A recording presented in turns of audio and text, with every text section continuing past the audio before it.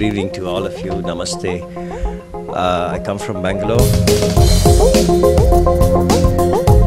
Now, green buildings are not eco-sensitive buildings. Green buildings are not sustainably architected buildings. They are neither. But I can take you through some of these things to see if I can, help you understand a little more about how you can, as architects, as engineers, and as students of architecture and engineering, create buildings of this kind. I can tell you one thing. I can see a lot of young faces here. I can tell you that there is simply no future for anybody who wants to do anything with the building industry if you are not going to learn about these green buildings and about the very basic rudiments of how you go about approaching design for those three very vital aspects that a building needs: energy, water, and what it puts out, called waste. And if we don't know how to work on these three themes, energy, water, and waste, as architects, we will not deliver the service that the client needs.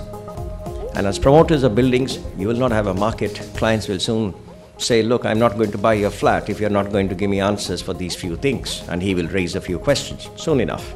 I'm telling you, it's going to happen.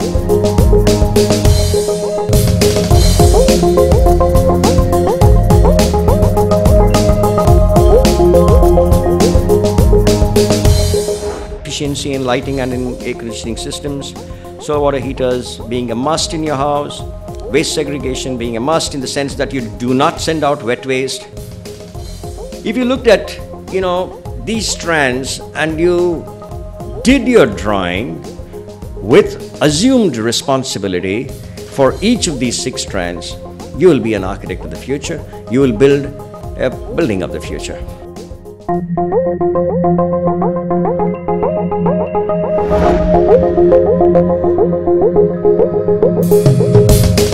We are sharing with you what is our understanding of sustainability. Have you ever come across a camel whose hair has been cut into patterns? What we want to show you or share with you is this side of that craft in sustainability. Because she said something about from grassroots to eco skyscrapers. We are more on the grassroots side that we would like to share in this. There are 3 important questions. Why do we need to sustain? What do we need to sustain? And how can we become more sustainable?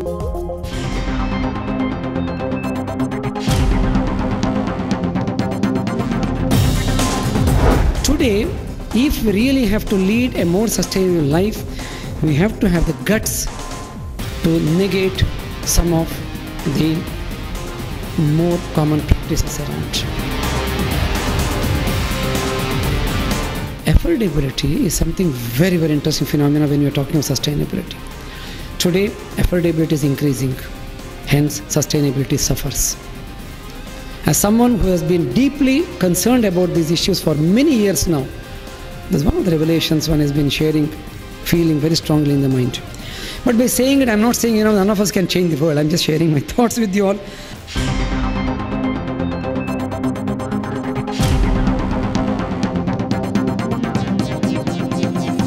This topic, Earth Matters, idea that counts.